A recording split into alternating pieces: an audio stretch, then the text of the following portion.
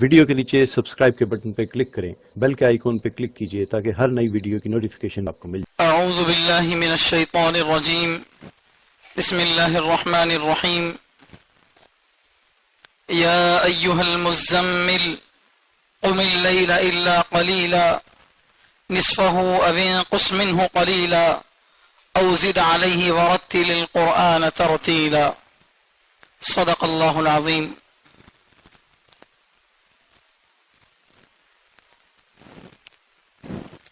محترم حضرات، جو آن لائن تفسیر سن رہے ہیں ان سے گزارش ہے کہ یہ بات آپ کے ذہن میں رکھیں کہ مسجد میں اکثر اوقات جماعت آتی ہے جس کی وجہ سے گزشتہ جمعہ کی کچھ باتیں دہرانی پڑتی ہیں، تو اس لیے آج سورہ مزمل کی جو پچھلی 2-3 آیتوں کی تفسیر ہو چکی تھی اس کو دوبارہ مختصر انداز میں بیان کیا جائے گا تاکہ بات شروع سے پوری سمجھ میں آئے۔ ابھی آپ کے سامنے جو پارہ پڑھا گیا اور جو سورہ پڑھا گیا وہ 29واں پارہ اور سورۃ المزمل ہے۔ یہ سورہ مکی سورہ ہے۔ اللہ کے نبی صلی اللہ علیہ وسلم کے نبی بننے کے بعد اترنے والی شروع کی سورتوں میں سے، شروع کی آیتوں میں سے یہ آیتیں بھی ہیں۔ سب سے پہلے تو اقرأ بسم ربک الذی خلق والی 5 آیتیں اتری، پھر سورۃ المدثر کی شروع کی کچھ آیتیں اتری، اس کے بعد یہ آیتیں اتری۔ تو سورۃ المزمل کے ساتھ لکھا ہوا ہے نمبر 3، یعنی تیسرے نمبر پہ اترنے والا یہ سورہ ہے۔ اور یہ بات بھی آپ لوگوں کو ذہن میں ہونی چاہیے کہ پورا سورہ ایک ساتھ مکمل بہت کم نازل ہوا ہے۔ سورے کا کچھ حصہ ایک وقت میں نازل ہوا اور پھر اس کا حصہ کچھ بعد میں نازل ہوا، ایسا ہوا ہے۔ تو اس سورے کا جو شروع والا حصہ ہے یہ تو اللہ کے نبی صلی اللہ علیہ وسلم کے نبی بننے کے بالکل ابتدائی زمانے میں نازل ہوا، اور پھر اسی سورے کا جو دوسرا رکوع ہے یہ 1 سال بعد نازل ہوا۔ تو اس اعتبار سے یہ بہرحال ابتدائی زمانے میں اترنے والا سورہ ہے۔ یہ مکی اور مدنی صورتوں کو جاننا اور شروع زمانے میں یا درمیانی زمانے میں یا آخر زمانے میں اترنے والا سورہ ہے، اس کو جاننا کیوں ضروری ہے؟ اس لیے ضروری ہے تاکہ ہم کو سمجھ میں آئے کہ کیسے حالات میں اللہ تعالیٰ نے اپنے نبی علیہ السلام کو کیسی ہدایتیں دی، اس وقت کے حالات کیسے تھے۔ سیرت کو پڑھ کر دیکھیے، بالکل ابتدائی زمانے میں جب کھلم کھلا ابھی دعوت نہیں دی جا رہی تھی، چھپ چھپ کر لوگوں کو اسلام کی طرف بلایا جا رہا تھا، ایسے وقت میں اللہ تعالیٰ کی طرف سے نبی علیہ السلام کو اور صحابہ کو کس طرح کی باتوں کا حکم دیا جا رہا تھا یہ ہم کو سمجھ میں آئے گا۔ اور اگر ہمارے ذہن میں یہ نہیں ہوگا تو ہم یہ سمجھیں گے عام ذہن کے اعتبار سے کہ 29واں پارے کا سورہ ہے تو اس کا مطلب شاید آخر میں اترنے والا سورہ ہے۔ نہیں، 30ویں پارے میں سب سے شروع میں اترنے والا سورہ ہے، تو سوروں کی ترتیب اترنے کی الگ ہے اور موجودہ جو ترتیب ہے وہ الگ ہے، اور دونوں ہی ترتیبیں وحی کی وجہ سے ہیں۔ جس طرح اترنے کی ترتیب اللہ تعالیٰ کی طرف سے وحی کے طور پر معلوم ہوئی، اسی طرح یہ جو موجودہ ترتیب ہے یہ بھی حضرت جبرائیل علیہ السلام کی طرف سے نبی علیہ السلام کو بتائی جاتی تھی کہ فلاں آیت کو فلاں آیت کے بعد رکھو، فلاں سورے کو فلاں سورے کے بعد رکھو۔ بہرحال تو یہ بالکل ابتدائی زمانے میں اترنے والا سورہ ہے۔ اس میں جو ہے 20 آیتیں ہیں، 2 رکوع ہیں، اور اس سورے میں شروع میں اللہ تعالیٰ جو ہے نبی علیہ الصلوۃ والسلام سے ایک پیارا جملہ، ایک پیارا لقب اللہ کے نبی صلی اللہ علیہ وسلم کو دے رہے ہیں، یا ایھا المزمل، اے کمبل لپیٹنے والے، اے چادر لپیٹنے والے۔ یہ اللہ کے نبی صلی اللہ علیہ وسلم کو لقب دیا گیا۔ اسی کا معنی ہے مدثر کا بھی، جو آگے آنے والا ہے سورۃ المدثر۔ اس نام کو بولنے میں لوگ غلطی کرتے ہیں، مزمل بولتے، مدثر بولتے، غلط۔ مزمل MU آتا ہے، ZZM۔ اسی طرح مدثر میں DD، تو مدثر، مزمل یہ اصل نام ہے جو قرآن میں جو ہے بیان کیا گیا۔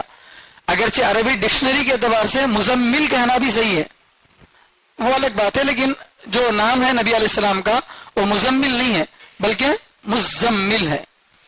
بہرحال تو اللہ کے نبی صلی اللہ علیہ وسلم کو اللہ تعالیٰ یہاں کس نام سے یاد کر رہے ہیں؟ اے چادر لپیٹنے والے۔ اللہ کے نبی صلی اللہ علیہ وسلم کے جو 99 صفاتی نام ہیں ان میں سے ایک نام یہ بھی ہے یہاں اس نام سے کیوں بلایا گیا؟ اس کی دو وجہ گزشتہ جمعہ میں بتائی گئی تھی، مختصراً آپ سے بتاتا ہوں۔ پہلی وجہ تو یہ تھی کہ اقرأ بسم ربک الذی والی جو شروع کی آیتیں تھیں، ان آیتوں کے اترنے کے بعد 6 مہینے تک حضرت جبریل علیہ السلام دوبارہ وحی لے کر نازل نہیں ہوئے۔ پھر سورۃ المدثر کی آیتیں اتری تو جب 6 مہینے تک درمیان میں جبریل علیہ السلام نظر نہیں آئے، اس کے بعد اچانک سے جب حضرت جبریل علیہ السلام بڑی عجیب شکل میں دکھے، کرسی پر بیٹھے ہوئے ہیں، وہ کرسی نہ آسمان سے لٹکی ہوئی ہے نہ زمین پر پٹکی ہوئی ہے، بلکہ بیچ میں لٹکی ہوئی ہے، اٹکی ہوئی ہے۔ اس طریقے سے جو ہے اس حالت میں دیکھ کر ظاہر بات ہے انسان ہونے کے ناطے گھبراہٹ ہوتی ہے، اور گھبراہٹ میں تھوڑا سا بخار آ جانا ایک عام سی چیز ہے۔ تو اللہ کے نبی صلی اللہ علیہ وسلم جو ہے گھبراہٹ کی وجہ سے گھر میں گئے تو اپنے گھر والوں سے کہا کہ زملونی زملونی دثرونی دثرونی، مجھے کمبل اڑاؤ۔ تو کمبل اڑایا گیا۔ اس وقت میں یہ آیتیں نازل ہوئی تو اللہ تعالیٰ جو ہے نبی علیہ السلام سے کہہ رہے ہیں اے کمبل اڑنے والے۔ دوسری وجہ اس نام سے پکارنے کی یہ تھی کہ اللہ کے نبی صلی اللہ علیہ وسلم کو شروع زمانے میں کفار، جو قریش کفار تھے، وہ لوگ جب دیکھے کہ اللہ کے نبی صلی اللہ علیہ وسلم 360 بتوں کے مقابلے میں ایک خدا کی بات کر رہے ہیں، تب ان کی بات کو ریجیکٹ کیسے کیا جائے، ان کو کیا کہہ کر ان کو جو ہے بدنام کیا جائے۔ آج بھی جو ہے غیر مسلم احکام اسلام میں کمی ڈھونڈتے ہیں، کوشش یہ کرتے ہیں کہ کسی طریقے سے اسلام کو اور مسلمانوں کو کمزور کیا جائے۔ تو اس زمانے سے یہ رواج چلا تھا۔ تو اللہ کے نبی صلی اللہ علیہ وسلم کو کسی نے نعوذ باللہ جادوگر کہا، کسی نے دیوانہ کہا، کسی نے کچھ کہا، تو یہ باتیں جب اللہ کے نبی صلی اللہ علیہ وسلم کو پہنچی تو آپ کو بڑا غم ہوا۔ اس غم کی وجہ سے اللہ کے نبی صلی اللہ علیہ وسلم جو ہے چادر اوڑھ کر جو ہے جو غم گویا کہ رونے کی کیفیت آپ صلی اللہ علیہ وسلم کی تھی، اس وجہ سے جو ہے یہاں پر مزمل کا لفظ کہا گیا۔ اور مزمل کہنے میں حکمت کیا تھی؟ حکمت یہ تھی، جیسے ایک مثال دیتا ہوں کہ جب کسی ماں کو پتا چلے کہ اس کا بچہ بھوکا تھا، بہت دیر سے بھوکا تھا، ماں باہر گئی ہوئی تھی بازار کو، بہت دیر کے بعد جب بچی جو ہے ماں گھر کو آتی ہے اور پتا چلتا ہے کہ بچہ کھانا نہیں کھایا، تو اب ماں کیا کہتی ہے؟ میرا عبداللہ کھانا نہیں کھایا، میرا عبد الرحمان نہیں کھایا، ایسا نہیں بولتی، ابا میرا بھوکا بچہ اتنی دیر تک کھانا نہیں کھایا۔ تو اس وقت کی جو موجودہ حالت ہے اس حالت کو بیان کیا جاتا ہے، میرا بھوکا بچہ ایسا۔ تو وقتی طور پر جو اس وقت صفت تھی اس کو کیا کیا جاتا ہے؟ بیان کیا جاتا ہے۔ تو اللہ کے نبی صلی اللہ علیہ وسلم ہر وقت کمبل اوڑے ہوئے نہیں رہتے تھے۔ اس وقت جو ہے جس وقت یہ وہی آیتیں اتر رہی تھی اس وقت اللہ کے نبی صلی اللہ علیہ وسلم کمبل اوڑے ہوئے تھے، اس لیے وقتی جو ہے صفت کو بیان کیا گیا شفقت کے طور پر، ایک تلطف مہربانی کے طور پر جو ہے اللہ کے نبی صلی اللہ علیہ وسلم کو یہ لقب دیا گیا۔ بہرحال تو اللہ تعالیٰ فرماتے ہیں اے چادر لپیٹنے والے، اس میں اس بات کی طرف بھی اشارہ ہے کہ ہمارا لباس کیسا ہو۔ اللہ والے موٹا لباس پہنتے ہیں، لمبا لباس پہنتے ہیں، اس کی طرف بھی بعض علماء نے اشارہ فرمایا کہ لباس اللہ کے نبی صلی اللہ علیہ وسلم کے لباس کی طرف ہلکا سا اشارہ بھی اس میں ملتا ہے، چادر لپیٹے ہوئے اللہ کے نبی صلی اللہ علیہ وسلم موجود تھے۔ بہرحال قم اللیل الا قلیلا، آگے اللہ کے نبی صلی اللہ علیہ وسلم کو جو ہے کچھ احکام اللہ کے نبی صلی اللہ علیہ وسلم کو دیے جا رہے ہیں، کچھ باتوں کا حکم دیا جا رہا۔ ان باتوں میں سب سے پہلی بات تہجد ہے۔ تہجد کی نماز کا اللہ تعالیٰ جو ہے یہاں پر حکم دے رہے ہیں نبی علیہ الصلوۃ والسلام کو۔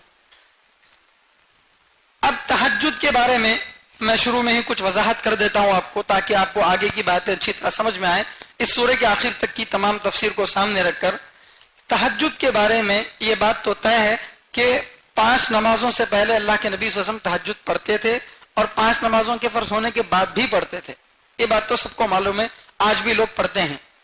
لیکن 5 نمازوں کے فرض ہونے سے پہلے، معراج کی رات میں جو 5 نمازیں فرض ہوئیں، اس سے پہلے تہجد کی نماز فرض تھی یا نہیں تھی؟ اس بارے میں علماء کے دونوں طرح کے اقوال ہیں۔ دلائل چونکہ الگ نظر آتے ہیں اس لیے دونوں طرح کے اقوال ہیں۔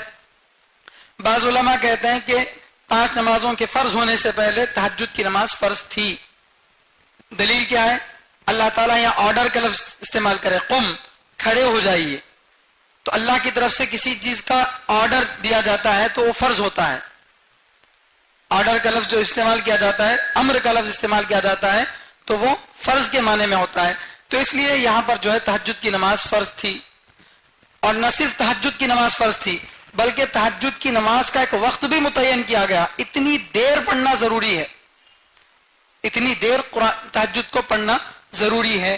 یہ شروع زمانے میں اللہ کے نبی صلی اللہ علیہ وسلم پر تہجد فرض تھی, اور اس کی کچھ دلیلیں بھی بیان کرتے ہیں. لیکن بعض علماء یہ کہتے ہیں کہ تہجد کی نماز فرض نہیں تھی, تہجد کی نماز شروع زمانے میں فرض نہیں تھی. اس کی دلیل کیا ہے؟ اگلے آنے والے رکوع میں اللہ تعالیٰ فرماتے ہیں ان ربک یعلم انک تقوم ادنی من ثلثی اللیل ونصفہ وثلثہ وطائفۃ من الذین معک. یعنی اب شروع میں تو پہلے رکوع میں تہجد کا حکم دیا جا رہا, پھر 1 سال کے بعد تہجد کی فرضیت ختم کر دی جا رہی. اب تہجد کی فرضیت کو ختم کرتے وقت میں اللہ بول رہے ہیں کہ اللہ کو معلوم تھا کہ آپ رات کے 2/3 حصے 1/3 رات میں جاگتے تھے, آدھی رات جا کر عبادت کرتے تھے, اور اسی طرح آپ کے ساتھ صحابہ کی ایک جماعت بھی جاگ کر عبادت کرتی تھی. تو یہاں پر کیا لفظ استعمال ہوا؟ طائفۃ من الذین آمنوا معک, آپ کے ساتھ ایمان لانے والوں میں سے ایک جماعت. تو معلوم یہ ہوا کہ ابھی یہ جو دوسرا رکوع نازل ہو رہا ہے 1 سال کے بعد, اس سے پہلے تمام صحابہ تہجد نہیں پڑھ رہے تھے. ورنہ قرآن کریم کیا کہتا؟ طائفۃ من الذین معک, آپ کے ساتھ کی ایک جماعت نہیں بولتے, پورے والذین آمنوا معک, آپ کے ساتھ ایمان لانے والے بھی تہجد پڑھتے تھے, ایسا بولا جاتا تھا. لیکن اللہ تعالیٰ ایسا نہیں بولے, آپ کے ساتھ ایمان لانے والوں کی ایک جماعت. تو معلوم یہ ہوا کہ سارے صحابہ تہجد نہیں پڑھتے تھے. اس طریقے سے جو ہے دلیلوں کا اختلاف ہے. بہرحال اتنی بات تو یقینی ہے, تہجد کو چاہے فرض مانو یا نہ مانو, تہجد ایک واجب کے درجے میں, سنت مؤکدہ کے درجے میں ضرور تھی. شروع زمانے میں, ابتدائی زمانے میں 5 نمازوں کے فرض ہونے سے پہلے تہجد کی نماز کی حیثیت کیا تھی؟ یا تو فرض تھی جیسے کہ بعض علماء فرماتے ہیں, یا کم از کم واجب اور سنت مؤکدہ کے درجے میں تھی, اس سے کم نہیں تھی. ٹھیک ہے. اب بعد میں جب دوسرا رکوع نازل ہوا تو دوسرے رکوع کے ذریعے سے تہجد کی فرضیت یا اس کی سنت مؤکدہ ہونے کو ختم کر دیا گیا. اب اس کو مستحب باقی رکھا گیا. سنت بول سکتے ہیں اب آسان الفاظ میں, سنت بول سکتے ہیں زیادہ سے زیادہ. اب واجب یا فرض نہیں رہی. ٹھیک ہے, یہ عام امتیوں کے بارے میں. اللہ کے نبی صلی اللہ علیہ وسلم کے اوپر کیا 5 نمازوں کی فرضیت کے بعد بھی تہجد باقی تھی فرض یا نہیں تھی؟ تو اس کے بارے میں بھی صحیح قول یہ ہے کہ 5 نمازوں کی فرضیت کے بعد اللہ کے نبی صلی اللہ علیہ وسلم پر بھی تہجد فرض نہیں تھی. نافلۃ لک ومن اللیل فتہجد بہ نافلۃ لک, اللہ تعالیٰ فرما رہے رات کے کچھ حصے میں تہجد پڑھو تمہارے لیے ایکسٹرا نماز کے طور پر. تو ایکسٹرا کون سی ہوتی ہے؟ جو فرض نہیں ہوتی. تو اس آیت سے استدلال کرتے ہوئے بتا رہے ہیں کہ خود نبی علیہ السلام کے لیے بھی یہ نماز بعد میں جا کر کیا نہیں رہی؟ فرض نہیں رہی. اس کی دلیل یہ ہے کہ اللہ کے نبی صلی اللہ علیہ وسلم کے بارے میں حضرت عائشہ رضی اللہ تعالیٰ عنہ فرماتی ہیں کہ اللہ کے نبی صلی اللہ علیہ وسلم اگر کبھی رات میں تھک جاتے, نیند کا تقاضا ہوتا, تو آپ سو جاتے, صبح اٹھ کر 12 رکعتیں تہجد کے بدلے میں پڑھ لیتے. اور مزدلفہ کی رات میں جان بوجھ کر اللہ کے نبی صلی اللہ علیہ وسلم نے تہجد کی نماز نہیں پڑھی ہے تاکہ لوگوں کو پتا چلے یہ فرض نہیں ہے. تو اس طریقے سے جو ہے کچھ احادیث سے یہ بات ملتی ہے کہ اللہ کے نبی صلی اللہ علیہ وسلم پر تہجد کی نماز فرض نہیں تھی. شروع میں ضرور ایک حکم دیا گیا تھا تاکیدی طور پر کرنے کا, لیکن بعد میں وہ حکم ختم ہو گیا. اب اگلی جمعہ میں انشاءاللہ یہ بتایا جائے گا کہ پہلے ایک حکم دے کر کیوں بعد میں منسوخ کیا جاتا ہے. اس کی حکمت بعد میں بیان کریں گے, اور اس کو اب چھیڑیں گے تو آیت ہی نہیں شروع ہوگی اگلی. تو بہرحال تو اللہ کے نبی صلی اللہ علیہ وسلم کی تہجد کے بارے میں اللہ تعالیٰ فرما رہے قم اللیل, قم کھڑے ہو جائیے, اللیل پوری رات. کھڑے ہو جائیے کہ کیا مطلب ہے؟ کھڑے ہونے کا مطلب ہے نماز پڑھیے. کھڑے ہونے کا مطلب ہے نماز پڑھیے. عربی زبان میں رات کی نماز کے لیے قیام اللیل استعمال ہوتا. تراویح کی جو نماز ہے, تراویح کی نماز کو ہم لوگ کیا بولتے ہیں؟ تراویح بولتے. یہ ہمارا اپنا لفظ ہے, حدیث میں تراویح کا لفظ کہیں نہیں ہے. یا تو قیام اللیل کہا گیا یا ناشئۃ اللیل آگے لفظ آ رہا ہے. یہ نماز کا حکم جو ہے سو کر اٹھ کر پڑھی جانے والی نماز ناشئۃ اللیل, یا رات میں پڑھی جانے والی نماز قیام اللیل. تو کھڑے ہو جائیے کا مطلب کیا ہے؟ نماز پڑھیے. اور ظاہر بات ہے اللہ کے نبی صلی اللہ علیہ وسلم کھڑے ہو کر ہی نماز پڑھتے تھے. اگرچہ نفل نماز بیٹھ کر پڑھنا جائز ہے, نفل نماز بیٹھ کر پڑھنا جائز ہے, لیکن اس میں ثواب کم ملتا ہے. کبھی تھکان ہو, تکلیف ہو تو بیٹھ کر بھی پڑھی جا سکتی ہے نماز, ورنہ نفل نماز بھی کھڑے ہو کر پڑھنا چاہیے. تو قم کھڑے ہو جائیے اللیلہ پوری رات، پوری رات کیا کریے آپ؟ تہجد پڑھیے. الا قلیلا مگر تھوڑا حصہ، یعنی پوری رات تو عبادت کرنا ہے، تھوڑا سا حصہ اس کا کیا کرنا ہے آپ کو؟ سو جانا ہے، آرام کر لینا ہے. سمجھے؟ یہ اب تھوڑے کا کیا مطلب ہے؟ تھوڑے سے کیا مطلب ہے؟ تو اس کو اللہ تعالیٰ وضاحت کر رہے ہیں، نصفہ رات کا آدھا، رات کا آدھا یعنی آدھی رات عبادت کرو، آدھی رات آرام کرو. اور یہ ممکن ہے، ہم عشاء کی نماز کے بعد اگر فوراً سو جائیں، 9 بجے بھی سو جائیں، 2 بجے رات تک یا 1 بجے رات تک بھی سو جائیں تو بھی آدمی کی 4-5 گھنٹے کی نیند ہو جاتی ہے، اور پھر آرام سے جو ہے آدمی باقی 4 گھنٹے عبادت کرتا ہے. جیسے رمضان میں ہوتا ہے، رمضان میں سحری کے لیے 2-2:30 بجے اٹھ جاتا ہے آدمی، فجر کی نماز تک نہیں سوتا. یہ الگ بات ہے کہ تہجد پڑھتا نہیں پڑتا، لیکن اتنا 1 مہینہ کرتا نہیں کرتا آدمی، کرتا ہے. تو اگر اس کی عادت بنا لے آدمی تو ہوتا ہے. آج بھی کئی بزرگان دین ایسے ہیں جو ساری رات نہیں سوتے، تہجد پڑھتے رہتے ہیں، تلاوت کرتے رہتے ہیں، رات کا وقت عبادت کا ہے. بہرحال تو پوری رات آپ نماز پڑھیے مگر تھوڑا. تھوڑے کا کیا مطلب ہے؟ نصفہ رات کا آدھا. آپ کے ذہن میں ایک سوال پیدا ہوگا کہ تھوڑا یہ آدھا کیسا ہو سکتا ہے؟ تھوڑا آدھا کیسا ہو سکتا ہے؟ تو ایسا بھی ہو سکتا ہے کیونکہ پوری رات میں سے آدھا وہ پوری رات کا تھوڑا حصہ تو ہے نا. قرآن کریم میں اس کے اپوزٹ میں ایک لفظ آیا ہے کثیر. کثیر کے معنی زیادہ، قلیل کے معنی تھوڑا، کثیر کے معنی زیادہ. 17ویں پارے میں اللہ تعالیٰ سجدے والی آیت ہے، اس لیے آیت نہیں پڑھ رہا ہوں میں. وَكَثِيرٌ وَالشَّجَرُ وَالدَّوَابُ وَكَثِيرٌ مِّنَ النَّاسِ وَكَثِيرٌ حَقَّ عَلَيْهِ الْعَذَابُ. اللہ فرماتے ہیں کہ اللہ کے سامنے سجدہ کرتے ہیں کون؟ چوپائے بھی سجدہ کرتے ہیں، فلاں بھی سجدہ کرتے ہیں، فلاں بھی سجدہ کرتے ہیں. اللہ اپنی مخلوقات کے بارے میں بتا رہے ہیں کہ اللہ تعالیٰ کے لیے فلاں فلاں فلاں کیا کرتے ہیں؟ سجدہ کرتے ہیں. وہ بتاتے بتاتے اللہ فرما رہے وَكَثِيرٌ مِّنَ النَّاسِ بہت سے لوگ بھی اللہ کے سامنے سجدہ کرتے ہیں. تو بہت کا مطلب کیا ہوا؟ زیادہ. یعنی 100 کے حساب سے لگا دے تو 70-30 یہ ہم کو جو ہے عام طور سے سمجھ میں آتا. لیکن اس کے اگلی جملے میں کیا اللہ فرما رہے ہیں؟ وَكَثِيرٌ حَقَّ عَلَيْهِ الْعَذَابُ بہت سے لوگوں پر عذاب ثابت ہو گیا، بہت سے لوگوں پر عذاب ثابت ہو گیا. تب جب بہت سے لوگ سجدہ کر رہے تھے تو سجدہ کرنے والوں پر تو عذاب آئے گا نہیں، ان پر عذاب آئے گا نہیں. تو سجدہ نہ کرنے والے کیا ہو گئے؟ کم ہو گئے. لوگوں کے لیے لفظ کیا استعمال کر رہے ہیں؟ کثیر، بہت سے لوگ. تو یہاں پر کثیر کس معنی میں؟ آدھے کے معنی میں ہے. ویسے یہاں پر قلیل کس کے معنی میں ہے؟ آدھے کے معنی میں ہے. تو قم اللیل پوری رات کھڑے ہو کر اللہ کے سامنے نماز پڑھیے. الا قلیلا مگر تھوڑا حصہ. تھوڑے سے مراد کیا؟ نصفہ رات کا آدھا. اوین اس منہ قلیلا یا اس آدھے میں سے کچھ کم کر لیجئے. اس آدھے میں سے کچھ کم کر لیجئے. آدھے میں سے کچھ یعنی آدھی رات تو کیا کرنا ہے؟ سونا ہے. اس آدھی میں سے بھی اور کچھ کم کر لیے. تو یہ نہیں سونے کے بارے میں بتایا جا رہا نا. آدھی رات سے بھی کچھ کم یعنی 1/3 سونا ہے اور 2/3 کیا کرنا ہے؟ عبادت کرنا ہے. پوری رات کے اگر 12 گھنٹے ہوں تو 4 گھنٹے سونا ہے یا اور باقی 8 گھنٹے کیا کرنا ہے؟ عبادت کرنا ہے. او زد علیہ یا اس نصف پر زیادہ کر لو، یعنی جتنا آدھی رات سونے کا حکم دیا گیا تھا اس پر کچھ بڑھا لو. تو آدھی رات سے زیادہ سوئیں گے تو 2/3 کیا ہوا؟ سونا ہوا اور 1/3 عبادت ہوئی. تو خلاصہ کیا ہوا؟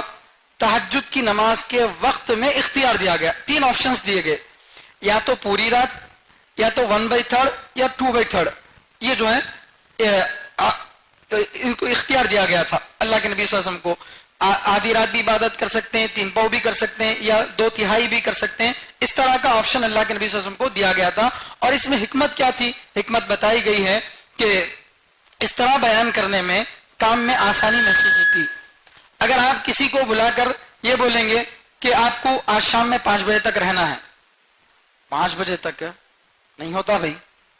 آپ اسے بولے رات تک رہنا ہے آپ کو، رات تک نہیں، لو ٹھیک ہے شام تک رہو، تب کیا بولتا ہوں تھوڑا الحمدللہ ذرا تخفیف ہو گئی. تو رات پوری رہنا ہے، پوری رات عبادت کرنا ہے. یہ لفظ سنتے ہی آدمی کیا ارے پوری رات تہجد پڑھنا ہے کیسے ہوگا؟ تو اب اس کے بعد بولے الا قلیلا، تھوڑا آرام بھی کر سکتے، کتنا؟ نصفہ او انقص منہ قلیلا. اس طرح سے آپشنز دیے جانے کی وجہ سے اب 4 گھنٹہ عبادت کر کے آدمی کیا سمجھے گا؟ زیادہ عبادت کرا سمجھتا، کم سمجھتا؟ کم سمجھتا. یہ اللہ تعالیٰ کی طرف سے جو ہے انسانی ذہن کے مطابق کسی چیز کا حکم دیا جاتا ہے تو اس میں بڑی حکمت کے ساتھ حکم دیا جاتا ہے. ایک دم سے اگر فوراً پہلا ہی حکم اللہ یہ دیتے کہ 1/3 عبادت کرو، ارے کون کرتے بھائی 4 گھنٹے عبادت، ایسا بولتے لوگ. تو پہلے بولے پوری رات ٹھہرو، نہیں تو آدھی، نہیں تو 2/3، نہیں تو کم از کم اتنا تو کرو. تو اب یہ سب سے کم آپشن ہے کون سا؟ 1/3 کا، اتنی رات تو عبادت کرنا ہے. تو اب پوری رات کے مقابلے میں یہ کیا دکھا آدمی کو؟ تھوڑا کم دکھا. تو اب عبادت کیا کرتا آدمی؟ آسانی سے کرتا ہے. بڑے لوگ بولتے ہیں نا موت پہ تیار کرے تو بیماری کے لیے راضی ہوتی، کہتے مر جاؤ بول کے بولے تو نہیں لو صاحب بیمار ہو جاتے بول کے. تو ویسا پورا کرو نہیں، اتنا تو کرو کم سے کم. تو یہ جو ہے کام لینے کا طریقہ اپنے ماتحتوں سے. بہرحال اس میں آسانی کو بیان کیا گیا. اوزد علیہ ورتل القرآن ترتیلا. اب آگے تہجد کی نماز پڑھنے کی حکمتیں بیان کی جا رہی. کیوں اللہ تعالیٰ پوری رات، آدھی رات، 1/3 اتنا جو ہے عبادت کرنے کا کیوں حکم دے رہے ہیں؟ کیا وجہ تھی اتنی زیادہ دیر عبادت کرانے کی؟ تو اس کے 5 فائدے بتا رہے، 5 حکمتیں بتا رہے. بڑا عجیب ہے قرآن. اس کو پڑھیں گے آپ، اس کو مطالعہ کریں گے تو آپ کا دل گواہی دے گا یہ صرف اللہ ہی کر سکتے ہیں، اللہ کے علاوہ کوئی نہیں کر سکتا. اتنے مختصر سے جملے میں حکمتیں بھی بتائی جا رہی ہیں، حکم بھی دیا جا رہا ہے، آسانی کا اختیار بھی دیا جا رہا ہے، اور بڑے ہی عجیب انداز سے اللہ تعالیٰ سب چیزوں کو کور کر رہے ہیں. زبان بھی بہت اعلیٰ درجے کی، اس سے بہترین زبان کوئی استعمال نہیں کر سکتا. اور اس میں جو باتیں بتائی جا رہی ہیں یہ بھی کوئی نہیں بتا سکتا. اور پھر وہ انداز جیسے ایک شفیق باپ اپنے بچے کو حکم دیتا ہے وہ والا انداز، غیب کی خبریں اور اس طرح کی باتیں جو ہے اگر کوئی آدمی ایک فن میں ماہر ہوگا دوسرے میں ماہر نہیں ہو سکتا. کوئی بہت زیادہ اچھی عربی بول لے رہا ہے تو عربی ادب میں ماہر ہے، لیکن اس کو جو ہے مثلا دیگر چیزوں کے بارے میں، آسمان کی علوم کے بارے میں اس کو معلومات نہیں ہے، لیکن قرآن کریم میں اس کا بھی جو ہے پتہ بتایا گیا، آسمانی خبریں بھی بتائی گئی ہیں. اگر کوئی آدمی اس میں بھی ماہر ہو، اس میں بھی ماہر ہو، تو اس کو جو ہے غیب کی باتیں نہیں معلوم ہوں گی. ایسی ایک ہی آدمی کے اندر ساری صلاحیتیں جمع ہو جائیں لیکن غیب کی بات تو کوئی بتا نہیں سکتا. اور یہ ساری باتیں بیک وقت ایک جملے کے اندر بتا دینے والی ذات کون سی ہے؟ اللہ کی ہے. اس سے پہلے بتایا گیا تھا گزشتہ سورہ نوح کی تفسیر میں، آپ سنیے. حضرت نوح علیہ السلام کی 950 سال کی محنت کو، دعوت کو 3 لفظوں بیان کیا. 950 سال کی محنت کو صرف 3 لفظوں میں، 3 چھوٹے چھوٹے سینٹنس میں بتایا گیا. کیا بتائے؟ ان اعبدوا اللہ، اللہ کی عبادت کرو، واتقوہ، اللہ سے ڈرو، واطیعون، میری بات مانو. ان کی 950 سال کی دعوت کا خلاصہ ہے. کوئی بتا سکتا ہے ایسا؟ 9.5 گھنٹے کی کارگزاری پیش کرنا ہو تو آدھا گھنٹہ تو گزر جاتا. الحمدللہ ہم صبح میں اٹھے، یہ کرے وہ کرے، کتا کی کھینچنے کے بعد جا کے بات آتی. 950 سال کی کارگزاری بیان کی جا رہی ہے اور کتنے لفظوں میں؟ 3 لفظوں میں. اعبدوا اللہ، اللہ کی عبادت کرو، واتقوا، اللہ سے ڈرو، واطیعون، اور میری بات مانو. یہی ان کی پوری دعوت کا خلاصہ تھا. تو یہ ہے قرآن جو کوزے میں سمندر ڈال دیتا. ایک لوٹے کے اندر سمندر آ جاتا ہے قرآن کریم میں. تو اس قدر پیارے انداز سے اللہ تعالیٰ جو ہے اب تہجد کا حکم بیان کرنے کے بعد اس کی حکمتیں بیان کر رہے ہیں. پہلی حکمت جو یہاں بتائی جا رہی ہے، تہجد کی نماز کا اتنے دیر تک اتنا لمبا قیام کرنے کا کیوں حکم دیا گیا؟ تو اس کی وجہ یہ ہے کہ دیکھیے اللہ کے نبی صلی اللہ علیہ وسلم جب دعوت دینا شروع کیے ایمان کی تو سب سے پہلے کس کو دعوت دی ہے؟ حضرت خدیجہ رضی اللہ تعالیٰ عنہ کو. سب سے پہلے اسلام قبول کرنے والے کون تھے؟ حضرت خدیجہ رضی اللہ تعالیٰ عنہ. اللہ کے نبی صلی اللہ علیہ وسلم کی عمر کیا تھی؟ 40، اور حضرت خدیجہ رضی اللہ عنہ کی عمر 55، 15 سال بڑے تھے. اب 55 سال کے بچے رہتے، بڑے میں رہتے، بڑے لوگ رہتے، ظاہر بات ہے ان کی بڑی ذمہ داریاں، 4 بیٹیاں تھیں ان کو، تو بڑی ذمہ داری تھی. اب اتنی ذمہ داریوں کے ساتھ آدمی قرآن یاد کرنا بولے تو ہوتا، اگر یاد بھی کریں گے تھوڑا سرسری انداز میں تو یاد رہتا کیا؟ پکا نہیں رہتا. تو اس لیے اللہ تعالیٰ کیا کرے، قرآن کو ٹہر ٹہر کر پڑھو، تہجد میں ٹہر ٹہر کر قرآن پڑھو تاکہ تمہاری تہجد لمبی بھی ہو جائے اور تم کو قرآن یاد بھی ہو جائے. تہجد کی نماز کا حکم دیا جائے کیوں؟ تاکہ تمہارا قرآن پکا ہو جائے. جو آیتیں اس زمانے میں اتری تھیں، جتنی بھی آیتیں اتری تھیں، ان پوری آیتوں کو سنانا کس کو ہے؟ اللہ کو سنانا ہے. ان پوری آیتوں کو اللہ کو سنانا ہے، اور سنانے کے لیے اس سے بہترین وقت کوئی نہیں ہے. آگے آ رہی باتیں آ رہی ہیں. دن کا وقت مصروفیت کا ہوتا ہے، دن میں آدمی اتنی سکون کے ساتھ نہیں سنا سکتا. تو اللہ تعالیٰ تہجد کا حکم کیوں دیے؟ تاکہ جو قرآن اترا تھا اور بڑی عمر کے صحابہ تھے، وہ صحابہ کیا کر لیں؟ اس کو رات میں پکا یاد کر لیں. اور پکا یاد کرنے کا طریقہ اللہ بتا رہے وَرَتِّلِ الْقُرْآنَ تَرْتِيلًا. تو تہجد کی حکمت بھی ہو گئی کہ تہجد کا حکم کیوں گیا؟ تاکہ قرآن کیا کریں؟ یاد کر لیں. اور پھر قرآن یاد کرنے کا طریقہ بھی بتا دیا گیا، کس طریقے سے یاد کرنا ہے قرآن کو. وَرَتِّلِ الْقُرْآنَ تَرْتِيلًا. قرآن کریم کو صاف صاف انداز میں پڑھو. قرآن کریم کو ترتیل کے معنی صاف انداز میں، ہر لفظ زبان سے اچھی طرح سے نکلے، ایسا جو ہے پڑھنے کو کیا کہتے ہیں؟ ترتیل کہتے ہیں. سمجھ میں یہ بات؟ تو پہلی حکمت کیا تھی کہ بڑی عمر کے صحابہ جو ایمان لائے تھے ان کا قرآن تہجد میں اللہ کو سنا کر کیا ہو جائے؟ پکا ہو جائے. سمجھے؟ اب قرآن کو سنانے کے لیے اللہ تعالیٰ نے جو لفظ استعمال کیا وہ ہے ترتیل. تو ترتیل کے معنی ایک ایک حرف کو اچھی طرح سے سمجھ میں آئے جیسا پڑھنا. یہ حکم، یہ لفظ استعمال کیوں کرے اللہ تعالیٰ؟ اس میں ایک تو قرآن کریم کی تلاوت کا ادب بتایا گیا کہ قرآن کریم جب پڑھیں تو آپ کے پاس وقت ہے تو زیادہ پڑھو، ورنہ کم وقت ہے تو جتنا پڑھ رہے اس کو صحیح ڈھنگ سے پڑھو. ایسا نہیں کہ الحمدللہ رب العالمین الرحمن الرحیم مالک یوم الدین، ایسا نہیں پڑھنا ہے. آپ جو بھی پڑھ رہے ہیں اطمینان کے ساتھ پڑھو. ایک تو قرآن کریم کا ادب بتایا گیا، اور دوسرا ایسا پڑھنے میں کیا ہوگا؟ آپ کو اچھا یاد ہو جائے گا. آپ خود پڑھے لکھے ہیں، سمجھتے ہیں کہ اگر بچہ مغرب میں سبق یاد کر رہا ہے اور بہت تیز تیز یاد کرتا ہے تو اس کو یاد نہیں رہتا. اگر آپ کسی کو یاد کرانا چاہ رہے ہیں، جماعت میں حلقہ لگا ہوا ہے، سامنے ایک بڑی عمر کے آدمی بیٹھے ہوئے جن کو قرآن کا کوئی سورہ یاد نہیں ہے، اب آپ سورہ ان کو یاد دلا رہے ہیں، تو بولو مجھ سے آپ اذا جاء نصر اللہ والفتح، تو ان کو یاد ہوتا اذا جاء. اس طرح سے کیا کرنا پڑتا؟ ایک ایک لفظ کو صاف بولنا پڑتا، تو کیا ہوتا؟ یاد ہو جاتا. تو اس میں قرآن کا ادب بھی بتایا گیا، قرآن کو یاد کرنے کا طریقہ بھی بتایا گیا.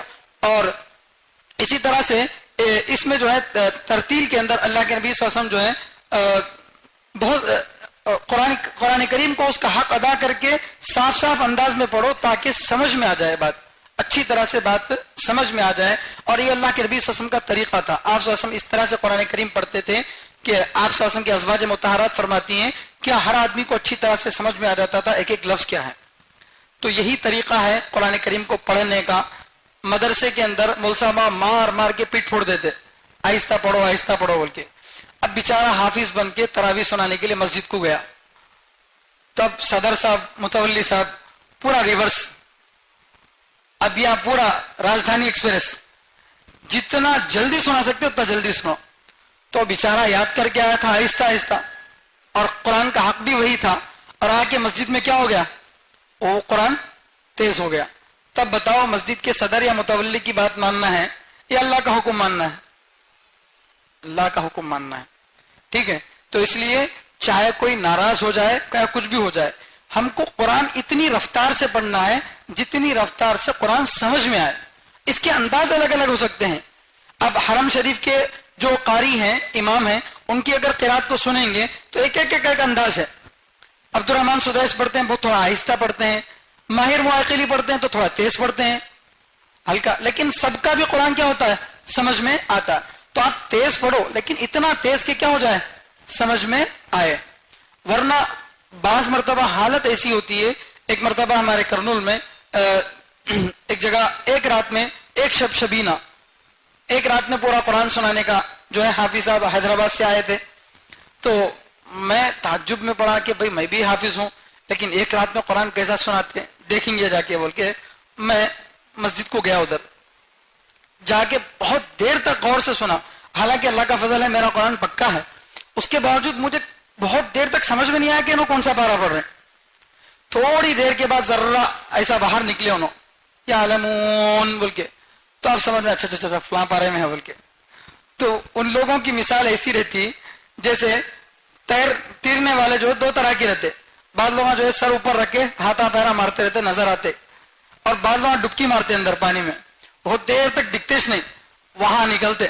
تو ویسے بعض حافظ صاحب ایسے رہتے کہ ڈوبے یہاں سورۃ المزمل میں, پھر نکلے قیامت میں سورۃ القیامہ میں, پتہ ہی نہیں چلا. تو ایسے حافظ صاحب اگر پڑھتے ہیں تو یہ تو ان کی غلطی ہے, اور سن رہے ہیں تو ہماری غلطی ہے. حافظ صاحب کا نہیں ہے قرآن, قرآن کس کا ہے؟ اللہ کا ہے. بعض جگہ مسجد کے ذمہ داروں کی طرف سے غلطی ہوتی, بعض جگہ خود حافظ ایسا ہوتا ہے کیونکہ اسے پکا یاد نہیں رہتا, تب انہیں جو اپنے قرآن کی غلطیاں چھپانے کے واسطے بہت تیز تیز بھاگا تھا. تو اس لیے ایسا قرآن نہ سننا ہے نہ پڑھنے دینا ہے, سمجھے. بہرحال یہ قرآن کریم کا احترام ہے, اس طریقے سے جو ہے ٹہر ٹہر کر اچھی طرح سے سمجھ میں آئے اس طرح سے قرآن پڑھو. تو اس میں آہستہ پڑھنے میں حکمت کیا معلوم ہوئی کہ شروع زمانے میں اب کچھ تھوڑی سی آیتیں اتری ہیں, تھوڑی سی آیتیں اتری, اب اللہ تعالیٰ بول رہے ہیں آدھی رات عبادت کرو تہجد. تو آدھی رات میں کیا پڑھیں گے؟ پورا قرآن تو اترا نہیں تھا نا, بہت کم اترا تھا. تو اس اتنے کم قرآن کو پوری رات میں آدھی رات میں کیسا پڑھنا؟ تو اس کا طریقہ بتایا گیا کہ آہستہ پڑھو, آہستہ پڑھو.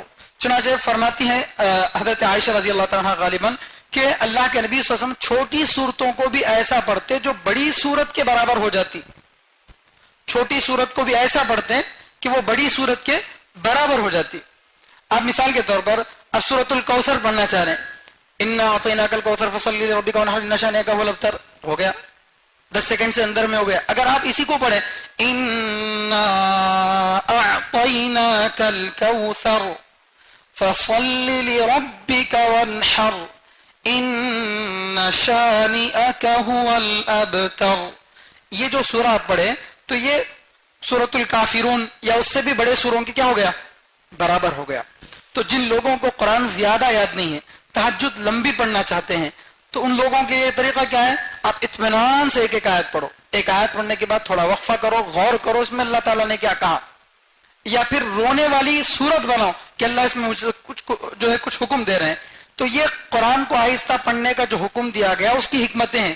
ایک تو قرآن کا ادب ہے, یاد کرنے کا طریقہ ہے, اور تیسرا تہجد لمبا پڑھنے کا حکم دیا گیا. تو کیسے لمبا پڑھیں گے؟ قرآن تو اتنا اترا نہیں تھا, تو آہستہ پڑھو تو خود بخود کیا ہو جائے گی؟ نماز تمہاری لمبی ہو جائے گی. بہرحال یہ سب ملا کر تہجد کی ایک مصلیت ہے, تہجد کی ایک مصلیت, ایک فائدہ ہے, اس میں یہ 3 فائدے نکلے. ٹھیک ہے. انا سنلقی علیک قولا ثقیلا, تہجد پڑھنے کا, لمبے بہت دیر تک تہجد پڑھنے کا حکم کیوں دیا گیا؟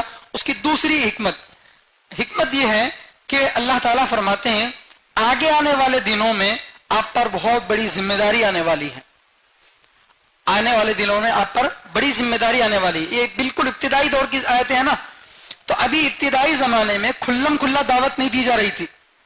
کھلم کھلا تبلیغ جو کی گئی وہ انذر عشیرتک الاقربین, یہ آیت اترنے کے بعد کی گئی. اس سے پہلے کھلم کھلا دعوت نہیں دی جاتی تھی, اپنے پرسنل جان پہچان کے لوگوں میں جو ہے دعوت دی جاتی تھی. اعلان جو ہے نہیں کیا رہتا تھا, دعوت نہیں دی جاتی تھی. تو اب اللہ فرما رہے آگے چل کر آپ کو کھلم کھلا دعوت دینا ہے, اور سب کو دعوت دینا ہے, اپنے شہر والوں کو بھی, طائف والوں کو بھی, مدینے والوں کو بھی, عرب کو بھی, عجم کو بھی. ابھی تو آپ کی دعوت صرف حضرت ابوبکر, حضرت خدیجہ رضی اللہ عنہ ان کے درمیان میں ہے, تو ابھی آپ کے پاس فرصت ہے. تو اس لیے کیا کر لو, لمبی تہجد پڑھ لو. تو یہ اس سے کیا پتا چلا کہ آدمی مصروف ہونے سے پہلے کیا کر لے, عبادت میں لگ جائے. حضرت عمر رضی اللہ تعالیٰ فرماتے ہیں تعلموا قبل ان تسودوا, سردار بننے سے پہلے علم حاصل کر لو, سردار بننے سے پہلے علم حاصل کر لو. آپ جماعت میں نکلے ہیں, امیر نہیں بنے ہیں, مامور ہیں, اللہ کا شکر ادا کرو, جتنا پڑھ سکتے ہیں پڑھ لو, سیکھ لو. اب امیر صاحب بن گئے تو امیر صاحب کی کچھ ذمہ داریاں رہتی ہیں, مشورے میں شریک ہونا, ادھر جانا ادھر جانا, تو ان کو اتنا وقت نہیں ملتا. تو مصروف ہونے سے پہلے کیا کر لو, اپنے آپ کو عبادت میں لگا لو. جیسی جیسی بڑی ذمہ داریاں آتی جائیں گی ویسے ویسے آدمی کے لیے وقت نکالنا مشکل ہو جائے گا. تب چونکہ یہ ابتدائی زمانہ ہے, ابھی آپ کا کام زیادہ بڑا نہیں ہے, اس لیے آپ کیا کرو, ابھی جتنی لمبی ہو سکتی تہجد پڑھ لو. کیوں؟ اس لیے کہ آگے آپ پر ذمہ داری زیادہ آئے گی تو اتنا لمبا نہیں پڑھ پائیں گے. چنانچہ 1 سال کے بعد اللہ تعالیٰ نے فوراً کیا کر دیا, اس لمبے ٹائم کو ختم کر دیا. اب بعد میں کیا رہا, تہجد کا حکم تو رہا, تہجد سنت یا مستحب بن کر رہی, لیکن اس کے لیے وقت طے نہیں رہا, بلکہ خود تہجد پڑھنا بھی ضروری نہیں رہا. جس کو چاہے جو چاہے پڑھ لے, جو چاہے نہ پڑھے, جو چاہے لمبی پڑھے, جو چاہے چھوٹی پڑھے. تو یہ جو آپشنز بعد میں دیا گیا, کیوں؟ اس لیے کہ اب ذمہ داری بڑھ گئی. تو اس سے پہلے اللہ فرما رہے ہیں اِنَّا سَنُلْقِي عَلَيْكَ قَوْلًا ثَقِيلًا, یقیناً ہم آپ پر ایک بوجھل بات, وزنی بات ڈالنے والے ہیں, ایک بڑی بات ڈالنے والے ہیں, یعنی آپ پر بڑی ذمہ داری ڈالنے والے ہیں. وہی آپ پر اب کثرت سے اترے گی. ایسا نہیں ہوگا کہ پہلی وہی اتری 6 مہینے تک بیچ میں گیپ رہا, اب اس کے بعد یہ آیتیں اتر رہی ہیں, ایسا نہیں ہوگا. اب تو لگاتار صبح بھی اتر رہی, شام بھی اتر رہی, ایک دن میں کئی آیتیں اتر رہی ہیں. اب ذمہ داری بڑھ جائے گی وہی کی. اس لیے وہی کو کیا کہا گیا, قولاً ثقیلا, بڑا بوجھ, بڑی وزنی بات آپ پر جو ہے ہم ڈالنے والے ہیں. تو سوال یہ ہے کہ بڑے بوجھ سے مراد کیا ہے؟ یا تو اسلام کی دعوت ہے, قرآن کی دعوت ہے. اب قرآن کی دعوت ظاہر بات ہے بہت بڑی ذمہ داری کی بات ہے. ایک تو خود قرآن کو یاد کرنا, اللہ کے نبی صلی اللہ علیہ وسلم پڑھے لکھے نہیں تھے تاکہ وہ جبرائیل علیہ السلام آئے بتائیں, لکھ کر بعد میں یاد کر لیے, ایسا نہیں. اب جبرائیل علیہ السلام سنا رہے ہیں تو فوراً کیا کرنا ہے, غور سے سننا ہے. آگے سورۃ القیامہ میں یہ بات بھی آئے گی کہ شروع میں اللہ کے نبی صلی اللہ علیہ وسلم کیا کرتے تھے, جبرائیل علیہ السلام جیسے آیتیں اتارتے تھے ساتھ ساتھ نبی علیہ السلام بھی دہراتے تھے تاکہ بھول نہ جاؤں. تو اس وقت اللہ تعالیٰ نے گارنٹی دے دی, کیا بول کے, کہ سنو آپ غور سے, یاد کرانا ہماری ذمہ داری ہے. ان علینا جمعہ وقرآنہ فاذا قرأناہ فاتبع قرآنہ. تو بہرحال تو خود غور سے سننا ہے, اسے محفوظ رکھنا ہے, اور پھر اس کو جا کر لوگوں میں پہنچانا ہے. اور ایسے ماحول میں جو ہر طرف بت پرستی کا ہے, 360 سے بھی وہ نہیں مان سکتے تھے, ان سے ایک خدا کی بات کرنا ہے, بہت بڑی ذمہ داری ہے. تو اس اعتبار سے جو ہے قرآن بہت بڑی بھاری ذمہ داری ہے, اور ظاہری اعتبار سے بھی وہی بہت بڑی بھاری چیز تھی.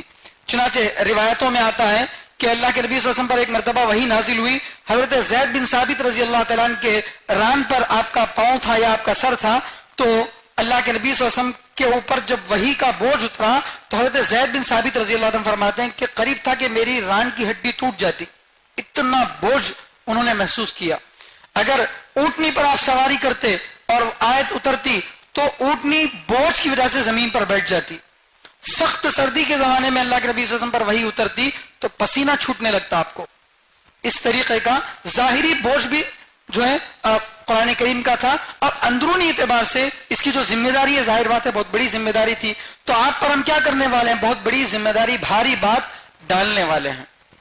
تو معلوم یہ ہوا کہ مصروف ہونے سے پہلے کیا کرنا ہے, عبادت کرنا ہے. اب اللہ کے نبی صلی اللہ علیہ وسلم پر بوجھ ڈالا گیا, ان کے واسطے سے ہم سب پر ڈالا گیا, تو لہذا ہم کو بھی کیا کرنا ہے, موقع غنیمت سمجھ کر جو بھی فرصت مل گئی اس میں عبادت کرتے رہنا ہے. اب تیسری حکمت بیان کی جا رہی ہے تہجد کی. ان ناشئۃ اللیل ہی اشد وطئا واقوم قیلا. تیسری اور چوتھی بات ہے کہ ان ناشئۃ اللیل, یقیناً رات کا اٹھنا, ناشئۃ اللیل رات کا اٹھنا یعنی رات میں سو کر اٹھنا نماز کے لیے, ہی اشد وطئا, وہ دل کو کچلنے کے اعتبار سے بڑا بھاری ہے, دل کو کچلنے کے اعتبار سے بڑا بھاری ہے. یہ تہجد کی نماز کی تیسری حکمت ہے. کیا کہ آپ پر آگے چل کر بہت بڑی بڑی بھاری ذمہ داریاں آنے والی ہیں, اور ایک دم سے بڑے بھاری کام کے لیے آدمی تیار نہیں ہو سکتا, پریکٹس کرنی پڑے گی, وارم اپ کرنا پڑے گا آدمی کو. تو اس کے لیے اللہ کے نبی صلی اللہ علیہ وسلم کو شروع میں کیا کیا جا رہا, لمبی لمبی تہجد پڑھنے کا حکم دیا جا رہا ہے کہ بھائی اب سونے کا وقت نہیں ہے, اب تو کام کرنا ہے. تو لہٰذا اب دن میں تو چل پھر کر کھل کر دعوت نہیں دینا ہے, تو کیا کرنا ہے, مست آرام سے سو جانا ہے کیا, نہیں, بلکہ انفرادی عبادت میں لگنا ہے. ہمارے جماعت کے احباب چونکہ یہاں پر موجود ہیں, بڑے لوگ بھی موجود ہیں, اس واسطے سے ایک میں آپ سے بات عرض کرتا ہوں کہ بعض مرتبہ ہماری جماعت ایسے علاقے میں جاتی ہے جہاں پر یا تو دین کا ماحول بہت زیادہ ہے، ہمارے کام کرنے کی ضرورت نہیں ہے، یا وہاں کوئی ساتھ دینے والا ہی نہیں ہے، تو ہم کو کیا کرنا ہے؟ جا کے وقت چپکے بیکار ہو گیا بھائی، کچھ بھی کام نہیں ہوا. نہیں، باہر جا کر آپ کو لوگوں میں کام کرنے کا موقع نہیں ملا تو آپ آدھی رات تہجد پڑھ لو. یہ بھی کیا ہے؟ ذمہ داری ہے آپ کی. تو اب اللہ کے نبی صلی اللہ علیہ وسلم سے فرمایا جا رہا آپ کو بعد میں تو بڑی ذمہ داری ڈالی جائے گی، لیکن اس ذمہ داری کے آنے سے پہلے آپ کو پریکٹس کرنا ہے اس کو قبول کرنے کی. تو پریکٹس کیسے کریں گے؟ یہ دل کو کچلنے کے اعتبار سے، نفس کو کچلنے کے اعتبار سے تہجد کی نماز بڑی بھاری ہے. ان ناشئۃ اللیل، یقیناً رات کا اٹھنا، ہی اشد وطئا، وہ نفس کو کچلنے کے اعتبار سے بڑا بھاری ہے. ظاہر بات ہے بھاری ہے. فجر کو اٹھنا ہمارے لیے مشکل ہے عام لوگوں کے لیے، بعض لوگوں کی تو صبح ہوتی 10 بجے ہے، تو فجر تو دور کی بات، صبح 10 بجے جو ہے ان کے لیے اٹھنا مشکل ہے. تو ایسے آدمی سے اگر کہا جائے 3 بجے اٹھنا ہے، 2 بجے رات میں اٹھنا ہے، تو ظاہر بات ہے نفس پر کیا ہوگا؟ بڑا مجاہدہ ہوگا. اس مجاہدے کے باوجود جو اٹھتا ہے تو اللہ تعالیٰ اسی کو نوازتے ہیں. مسافر شب کو اٹھتا ہے جو دور جانا ہوتا ہے. جس مسافر کو دور جانا ہے وہ رات میں نہیں سوتا، وہ اٹھ جاتا ہے رات میں، کیونکہ سفر لمبا ہے، تیاری بھی بڑی کرنی ہے. تو اس لیے اللہ تعالیٰ فرماتے ہیں بڑی بھاری ذمہ داری آپ پر آنے والی ہے. اس کی پریکٹس کے لیے آپ کیا کیجئے؟ نفس کو کچلنے کے لیے آپ ابھی سے تہجد کی عادت ڈالیے تاکہ آپ کو لمبا قیام کرنے کی عادت آ جائے. چنانچہ اللہ کے نبی صلی اللہ علیہ وسلم کے بارے میں احادیث میں ہم سنتے ہیں اللہ کے نبی صلی اللہ علیہ وسلم اتنا لمبا قیام کرتے تھے کہ آپ صلی اللہ علیہ وسلم کے پاؤں پر کیا ہو جاتا تھا؟ ورم آ جاتا تھا، آپ کے پاؤں سوج جاتے تھے. تو تیسری حکمت ہوئی کہ تہجد کی نماز نفس کو کچلنے کے لیے کیا ہے؟ بہت زیادہ اثر ڈالتی ہے. اللہ بڑے کام جن سے لینا ہوتا ہے ان سے ہی تہجد کی نماز پڑھاتے ہیں، اور عام طور سے ہوتا بھی ایسا ہی ہے. ہر آدمی کو تہجد کی نماز کی توفیق نہیں ہوتی، کیونکہ وہ وقت اللہ کا بڑا خاص ہے، وی آئی پی لوگوں کے لیے اللہ رکھے ہیں. اس میں جو وی آئی پی کے علاوہ ہے اس کو اللہ سلا دیتے ہیں تو سو جاول کے. تو اس لیے اگر اللہ کے مقرب بننا چاہتے ہیں تو کیا کرنا ہے؟ تہجد پڑھنا ہے. چوتھی فضیلت، چوتھی حکمت، وَأَقْوَمُ قِيلًا، بات کے اعتبار سے بالکل درست ہے. یعنی تہجد کی نماز پڑھنے کا حکم اس لیے دیا جا رہا کیونکہ اس میں بات بڑی صاف نکلتی ہے. چونکہ ظاہری شور شرابہ نہیں ہوتا، ظاہری شور شرابہ نہیں ہوتا، تو اکیلے میں آپ اگر پڑھیں گے قرآن کو تو آپ کو دقت نہیں ہوگی. کلاس میں آپ دیکھے ہوں گے تجربہ کر کے، ایگزام کا وقت ہے، پورے بچے کلاس میں شور شرابہ کر رہے ہیں، آپ بیٹھ کر یاد کریں. جس مقیلا، یہ تہجد میں نماز پڑھنے کا، تہجد کی نماز اتنی لمبی پڑھنے کا حکم دیا جا رہا ہے اس لیے کیونکہ اس وقت میں الفاظ کیا ہوتے ہیں؟ بالکل سیدھے نکلتے ہیں، باہر کا کوئی ٹینشن نہیں ہوتا، بالکل صحیح الفاظ نکلتے ہیں. یہ جو ہے چوتھا مقصد بیان کیا گیا. پانچویں وجہ بیان کی گئی، ان لک فی النہار سبحا طویلا، یقیناً آپ کے لیے دن میں لمبا تیرنا ہے. آپ کے لیے دن میں لمبا تیرنا ہے. تیرنے کا مطلب کیا؟ جس طرح سے مچھلی سمندر میں تیرتی ہے تو اس کی کوئی سپیڈ محسوس نہیں کی جا سکتی، بہت تیز رفتاری کے ساتھ کیا ہوتی ہے؟ ادھر سے ادھر چلی جاتی ہے. تو اللہ کے نبی صلی اللہ علیہ وسلم بھی دن کے وقت میں اتنے مصروف ہوتے تھے. ابھی ان کے گھر میں دعوت دیے، پھر وہاں چلے گئے، پھر وہاں چلے گئے، پھر وہاں چلے گئے. تو آپ صلی اللہ علیہ وسلم جو گشت کر کے لوگوں کو دعوت دیتے تھے اس کو کیا کہا گا؟ سبحن طویلا، لمبا تیرنا، بہت لمبے وقت تک. اللہ کے نبی صلی اللہ علیہ وسلم صبح سے شام تک لگے ہیں، کبھی اس کو، کبھی اس کو، کبھی اس محلے میں، کبھی اس محلے میں، کبھی اس قبیلے کو، کبھی اس قبیلے کو آپ دعوت دے رہے ہیں. تو دن کے وقت میں چونکہ آپ کو دعوت کی بڑی ذمہ داری ہے تو دن میں پوری ایک سوئی کے ساتھ کیا نہیں کر سکتے؟ اتنی لمبی نماز نہیں پڑھ سکتے. اس لیے آپ کیا کر لو؟ رات میں پڑھ لو. رات کے وقت میں تہجد پڑھنے کے یہ 5 فائدے ہو گئے. اللہ تعالی ہم سب کو تہجد کی نماز اہتمام سے پڑھنے کی توفیق عطا فرمائے. آج ہماری قوم کا حال یہ ہے، ہم تہجد نہیں بلکہ تعجب کی نماز پڑھتے. تہجد کی نہیں، تعجب کی نماز. تعجب کی نماز کیا مطلب؟ 1.5 منٹ میں 2 رکعت ختم، 1.5 منٹ میں 2 رکعت ختم، سپر فاسٹ ایکسپریس. اب اس میں دیکھتے کیا ہو تو فرض کون سا ہے، کس سے نماز پوری ہونا ضروری ہے، بس باقی کا سب چل گیا. اور میں ہمارے ایک دوست کو دیکھا بچپن میں، پوچھا میں اتنی جلدی جلدی نماز پڑھ رہے ہیں کئی کو جی بولے تو انہوں حیدرآباد کے اسٹے بولے بچپن سے پریکٹس ہے میرے کو پریکٹس کرے تو کام جلدی ہو جاتا کبھی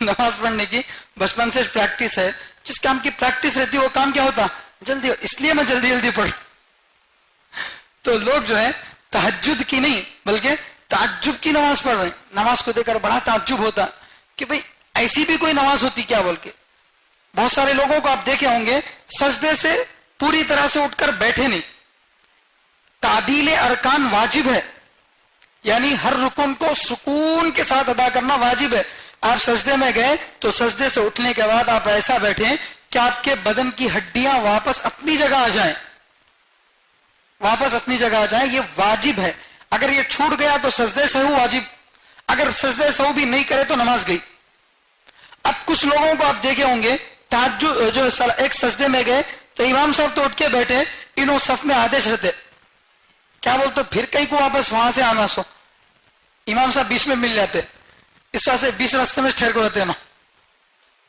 تو یہ تعدیل ارکان ہوا ہاں تکلیف کی وجہ سے اگر کوئی کر رہا ہے تو الگ بات ہے گھٹنے میں تکلیف ہے پوری طرح سے بیٹھنے نہیں ہوتا وہ الگ بات ہے یا بہت کمزور ہیں ابھی انہوں آدھے راستے میں آئے کہ نہیں کہ امام صاحب یو ٹرن مار لیے تو وہ الگ بات ہے یہ ہے کہ کئی کو جانا وہاں تک آتش نہ امام صاحب کیسا بھی ہیں بول کے تو ایسا اگر کر لیے تو نماز گئی تو تعدیل ارکان واجب ہے تعدیل ارکان کے بغیر اور پھر سوروں کا نماز میں پڑھے جانے والے سوروں کا کیا حال ہے اللہ اکبر ایک ایک غلطی ہماری ایسی ہوتی ہے جس سے نماز ختم ہو جاتی ہے ہماری تکبیر تحریمہ سے لے کر نماز کے ختم ہونے تک کتنی غلطیاں عام طور سے لوگ کرتے ہیں اس کا اندازہ نہیں ہے تکبیر تحریمہ تو نماز کو کہتے ہیں نماز سے پہلے وضو میں استنجا کے وقت میں ہم سے ہونے والی غلطیاں ہم نہیں جانتے مسائل کو اور عام طور سے لوگ مسائل کو جاننا ضروری